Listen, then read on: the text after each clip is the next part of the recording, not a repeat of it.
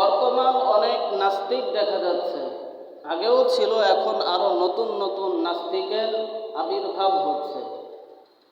তারা নাকি ইসলামের অনেক কিছু তাদের মাথায় ঢুকে না। তারা ইসলাম সম্পর্কে অভিযোগ তুলে, ইসলামের এই সমস্যা ওই সমস্যা, কোরআনে ভুল আছে, নাউযুবিল্লাহ, এটা নাস্তিকরা বলে। মানে বেশি জানতে জানতে এরা জানোয়ার হয়ে গেছে। মানুষ জানতে জানতে ভালো কিছু হয়, এরা জানতে জানতে জানোয়ার হয়ে গেছে। এই জন্য বেশি বোঝা ভালো নয়, বেশি প্রশ্ন করা ভালো নয়। যারা কথায় কথায় প্রশ্ন করে এরা ভালো লোক না। ইমানদারের আলামত হলো সামি'না ওয়া আতা'না, শুনলাম আল্লাহর বাণী, মেনে নিলাম, কোনো প্রশ্ন নাই। আল্লাহ তাকে ভালোবাসেন।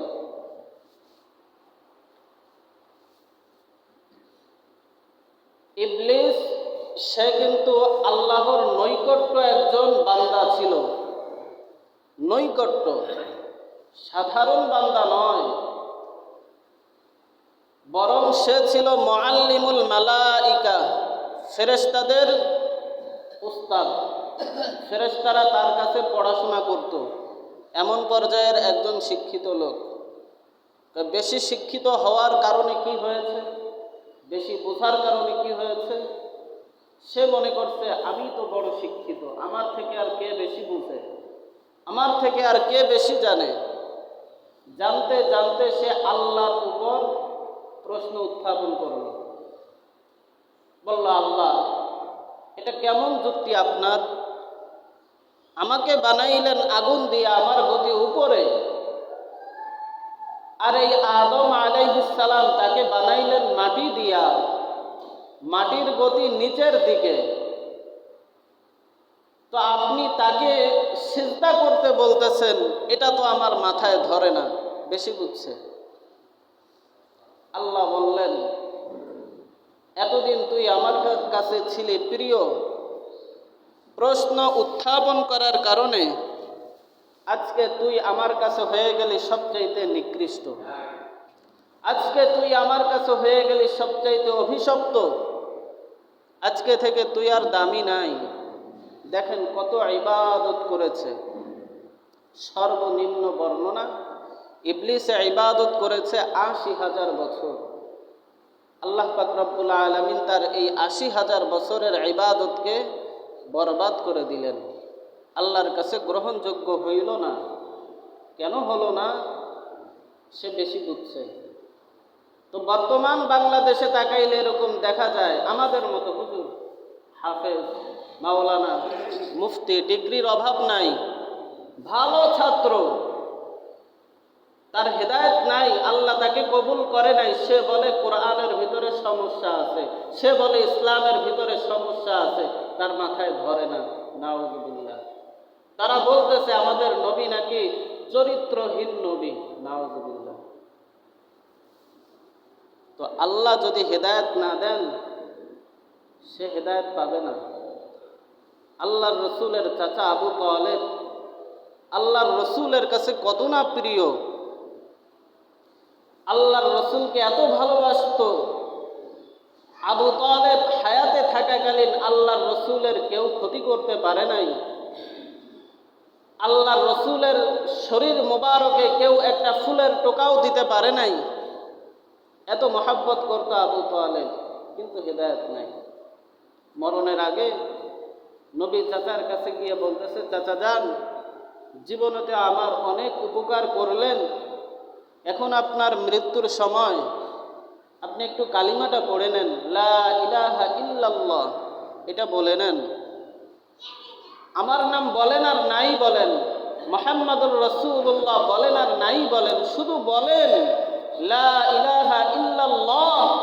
এই আরবের লোকেরা যে মূর্তি পূজা করে, আল্লাহর সাথে যে শিরিক করে, এইটা আপনি একটু বাদ দিয়া শুধু এক আল্লাহর তাওহীদের ঘোষণা দেন, আমি নবী মুহাম্মদ আপনাকে কিয়ামতের ময়দানে সুপারিশ করে জান্নাতে নিয়ে যাব। আবু তালেব একবার আবু লাহাবের দিকে তাকায়, একবার আবু জাহেলের দিকে তাকায়, মরণের আগ মুহূর্ত, নেতা পর্যায়ের তো সবাই উপস্থিত, আর একবার ভাতিজা মুহাম্মদুর রাসূলুল্লাহর দিকে তাকায়। তো বেঈমানেরা বলতেছে শেষ বয়সে, শেষ সময়, অন্তিম সময় বাপ দাদার মুখে চুনকালি দিবা আবু তালেব? বেঈমান আবু জাহেল আবু লাহাব বলতেছে।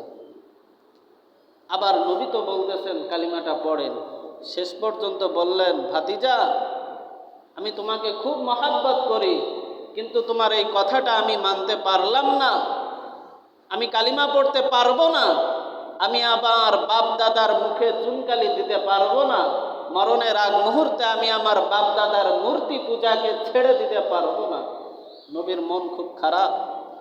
সাথে সাথে আল্লাহর পক্ষ থেকে জিবরিল আমিন আসলেন, আয়াত নাজিল করে দিলেন, ইন্নাকা লা তাহদি মান আহবাবতা ওয়ালাকিন্নাল্লাহা ইয়াহদি মান ইয়াশা। সাথে সাথে জিবরিল আমিন আল্লাহর রাসূলের কাছে আসলেন আয়াত নিয়ে, ওগো আল্লাহর হাবিব, আপনি মন খারাপ করেন না, আল্লাহ পাক রব্বুল আলামিন আপনার চাচা আবু তালেবের কপালে হেদায়েত লেখেন নাই, তো লাভ নাই মন খারাপ করে।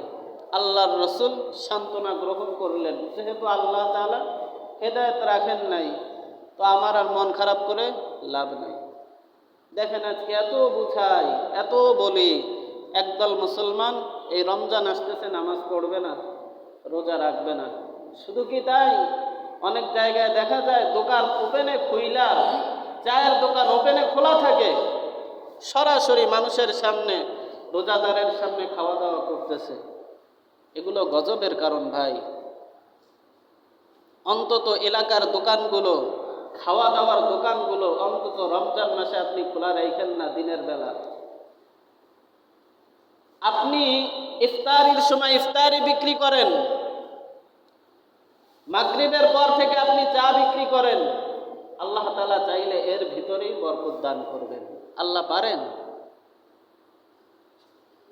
তো আল্লাহর হুকুম লঙ্ঘন কইরা এই মানুষের সামনে খোলাখুলি খাওয়া দাওয়া অন্তত 1 মাস কইরেন না, আপনাদের কাছে দাবি।